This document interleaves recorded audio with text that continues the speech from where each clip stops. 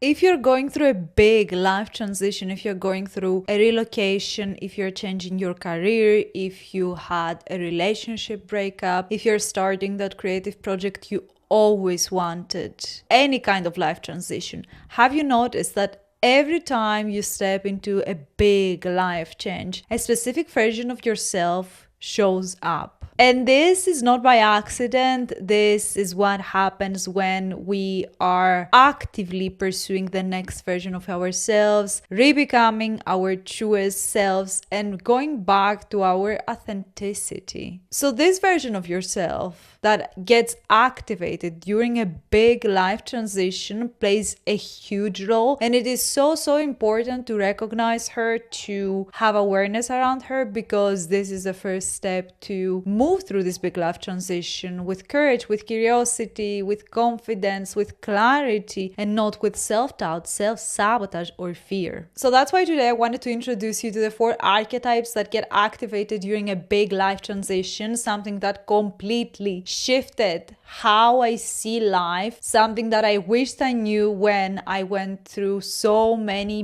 big life changes, which we're gonna discuss in a bit, so you know what to expect when you're going through a big life transition, because we all need this kind of support. Those are the 4 archetypes that get activated when a woman enters the unknown. So by the end of this video, my hope is that you know exactly which archetype is running your life right now, so you don't just let it take over your life, but instead you are directing it in order to respond to life instead of reacting. If you're new here, hi, my name is Chrisana, basically psychological life coach. If you've been here before, hi, welcome back. And yeah, let's get into the video. So I wanted to start with a story so we can see actively how some of those archetypes showed up in my life, because I think it's really important to have some examples in order to get a better picture of anything that we are learning. Around 4 years ago, I moved entirely alone to London. I went to pursue my master's in clinical health psychology and well-being, and I was excited. I was emptying my apartment of 4 years. I was saying goodbye to people. I was having good time. I sent the documents. I got the acceptance letter. If you've been to uni, you know you need a letter, documents, and prepare all of that kind of stuff. So on paper, everything was okay. I was ready. But a few weeks leading to the move, I had to send my ID along with some documents. I was searching for my ID and I couldn't find it. I realized I lost my ID. I used to be such a perfectionist, such a type A, so this was so unusual for me. I was in shock. I've never, up until this point in my life, have lost my ID or any other important document. So I was in shock. I was in so much fear. And that happening in the middle of me being obsessed with managing things, planning every single detail, accommodation, finances, paperwork, logistics, everything. And so I was in so much shock because I was in control of everything. Or I thought so. And I remember standing there and thinking, how did that happen? How did I lose my ID just a few days before I sent my last documents? I think it was around 10 days before the move. How did that even happen? Because as I said, I am so organized. I was so type A that this was so unusual for me. I was so on top of everything. But here's what I understand now, a lot of years later, that I couldn't understand back then. If I could understand that back then, it would have saved me so much fear and self-sabotage. Because this wasn't a mistake. This was actually my psyche sending me a sign. This was actually self-sabotage. This was actually my psyche's way of telling me, of sending me a message that something needs to be addressed. That's underneath the surface, actually. My psyche actually wanted me to stop organizing and planning everything, because I kept doing without processing my emotions about the move, without saying goodbye to my apartment in Athens of 4 years, to my cat, to processing the grief that comes with that. I was only externalizing the excitement, the novelty, the new opportunities, all of the good elements of someone moving to a new country and pursuing their dreams. And if I knew that back then, I wouldn't victimize myself. I wouldn't sit in sorrow and fear thinking that that's my sign, that I'm not gonna go there or anything around that. I would have taken it as a sign to stop, take a breath, sit with the grief, sit with the sorrow of ending a big chapter of my life, entering something new, an unknown, something scary, everything that would come with that. The new people, the new opportunities, the new house, the new city, the new country. I didn't process that. And what happened is that this was sorted out. I quickly registered for a new idea. I explained them the situation, so they did their best to accommodate my needs. And I moved to London.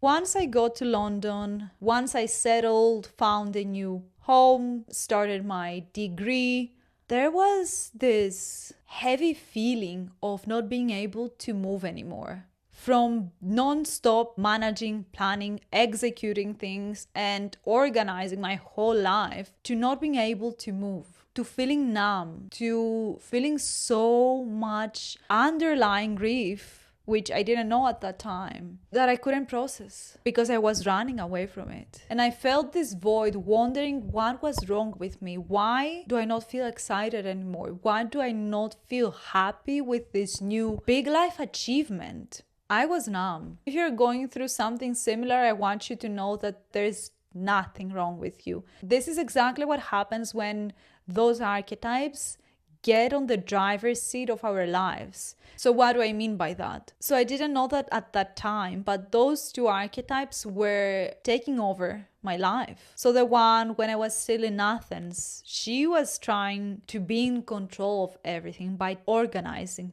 planning, adjusting things, moving constantly without processing.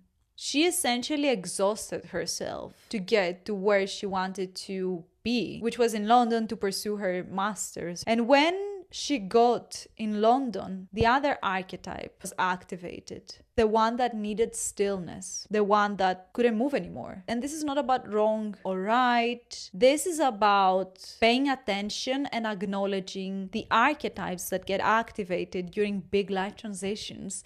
This is about knowing ourselves, and through knowing ourselves, making the best possible decisions for ourselves. Because when we are in the unknown, we are already in this phase of our lives that we don't know what the external city, the new people, the new career opportunity, we don't know what is this bringing into our lives. At the same time, if we don't know what is going on inside of ourselves, that makes things even more out of control. That brings more fear, more self-sabotage, more even depression, because I got extremely depressed that winter. I couldn't move. I could barely get out of bed. If we know what is going on internally, if we have a space, oh, okay, those two archetypes were activated, and work with those two archetypes instead of, I don't want to say ignore them, because we cannot ignore something we don't know. It's just about if we don't know them, right? If we don't know those two archetypes, we cannot even acknowledge them. We cannot be aware of them. If we are not aware of that, life essentially gets even harder than it needs to be, especially during life transitions. It's already hard to go through that. It's already hard to move to a new city all alone. It's already hard to quit your job and pursue that career you always wanted. It's already hard to break up with that person you love but you don't see a future with. It's already hard enough. We don't need to make it even harder just because we don't know how to process the internal world. So that's why today I wanted to discuss about those archetypes, because I haven't seen anybody talking about that, and because that's why I love talking about big life transitions. There are specific psychological codes. Once you know them, you can navigate every single life transition with ease, even if it's grief, even if it's losing somebody physically. I know I discussed with you on my last video that I lost my grandma recently, and because I know all of that psychological codes, and because I have the experiences that I had with death too, I am in so much more ease with death at this point in my life. I have so much more acceptance when things change because I know internally what I need to do, how to process that, and because I know that nothing is permanent in life, which is also a big mindset shift in terms of how you see big life transitions and life in general. But this is a whole another conversation on its own. And this is what we do inside Metamorphosis. I teach you those psychological codes. I help you to process this big life transition so you can get to your highest self, so you can get back to re-becoming the truest version of yourself, which is the woman that moves through this big life transition and gets on the other side of that island. If you want to know more, I'm going to link it down below. So I want you to understand this one thing about big life transitions. A career change, a relocation, a relationship breakup, entering marriage. It doesn't have to be a negative experience. I don't think any life transition is a negative or a positive. We make them to be what they are, but for the sake of this video, I'm just mentioning how most people perceive them in society, even though I don't always agree with that. So yeah, every single life transition is basically an identity loss. It's like a death and rebirth at the same time. We are losing something, or we are giving up something. If we are in a position in our lives that we are done with things, we are letting go of something in order to make space for the new identity, for the new life, for the new self. So that whole transition activates a specific part of yourself. That's what I call the activated self. The activated self is a specific archetype that gets activated during a big life transition. It's essentially a specific way of responding to the unknown. And that specific way, that activated self, is rooted in your nervous system, in your subconscious, in your system as a whole, in your history, in your unique patterns. And so this is not something that happens consciously. We don't consciously choose that. That's why I said it's activated. It's automatic. It's like you're on autopilot. It's like a protective response. And that protective response says, oh, I know how to deal with this. I've done this before. Let me take the lead here. And so it takes over. Think of it like this. You are walking in a fog, and so you don't see anything in front of you besides your next step. This activated self defines how you move through this fog. So maybe you are trying to control the fog, you get hyper vigilant, you are trying to manage and organize, or you get numb, you are so overwhelmed by fear that you go blank. That all depends on your unique patterning. So now let's discuss the activated self archetypes. The first one is the warrior woman, is the one that is decisive, takes bold, courageous action. She goes after what she wants. She knows what she wants. And she's trying to control things around her through taking action, through moving. She organizes, she plans, she acts, she is moving forward. So in life transitions, she's extraordinary at getting things done. She will get you from A to B. She will not only make the plan, but execute the plan, make things happen. She was the one that was activated when I was still in Athens, planning things, organizing, getting things done in order to be ready for that big move. She was in control of the situation.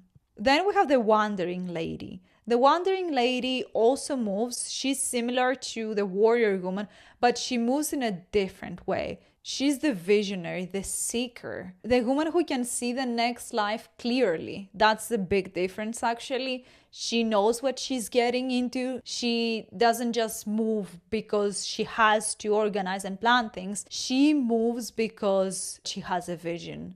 She can feel it. She can taste it. She's the one who initiates change. She is the one that looks at the horizon and still thinks there is more to life. There's gotta be more to life. Let's get to the next level. She's restless in a way and she doesn't want to stop growing. In a life transition, she keeps hope alive. She generates movement. She's the one saying, it's gonna be okay. I can see where we are going. Then we have the daydreaming queen. She thrives in being quiet and still. She's great at reflecting. She daydreams. She actually sits down and creates the vision. While everybody around her pushes her to move, to decide, to do something, she goes inward. She pauses, she reflects. This is her superpower. This is actually something profound. She's actually conserving energy in order to get clarity, because she knows that clarity is what is gonna get you where you need to be, especially during big life transitions. Because clarity is the first step, right? If you don't have a vision, you cannot move. She's actually initiating clarity through pausing and reflecting. This was me when I moved to London and the warrior woman was like, okay, I've done my job now. I've organized, decided, took you to the next version of your life. Now it's time for the daydreaming queen to take over. She was the one that helped me to pause, to reflect. This also showed up in its shadow, which was being depressed. All of those archetypes have shadows and lights. That's why I say awareness is the first step, because if we are not aware of those archetypes, we cannot use them to our advantage. If I knew that, I could use that to my advantage, right? But I didn't. Knowledge is really, really important. Applying knowledge is especially important, actually. Last one, but not least, is the good girl. She's the one that keeps the peace. She's the one that initiates balance, harmony in her relationships. She has the superpower of reading the room before she speaks. She's the ultimate empath. She makes sure that everybody's okay before they even ask for anything. In life transitions, she has the gift of holding communities together. She creates safety for people around her. Her empathy and compassion are the bridge between the old and the new life. If you're going through a big life transition and you know that one of those archetypes is getting activated right now, I created a free quiz for you to know exactly which archetype is being activated right now. I'm gonna link it down below. Feel free to take it. It's so fun. I am usually, as you can see from my story, the warrior woman and the daydreaming queen. At the end of it, you will know exactly which activated self is leading your life transition right now. You will have the knowledge and the real language to what is going on inside of you right now. And even having this micro tool, it's gonna help you to navigate this big life transition. This is not a diagnosis. This is not a way of saying something is wrong with you. I highly encourage you to see this as a neutral witness, as a mirror, and just a place to start navigating this big life transition with more compassion, because we all need more compassion. So the link is in the description below. Once you take it, come back and let me know what is your unique archetype and what is the life transition you're going through right now. I get so excited when I get your comments.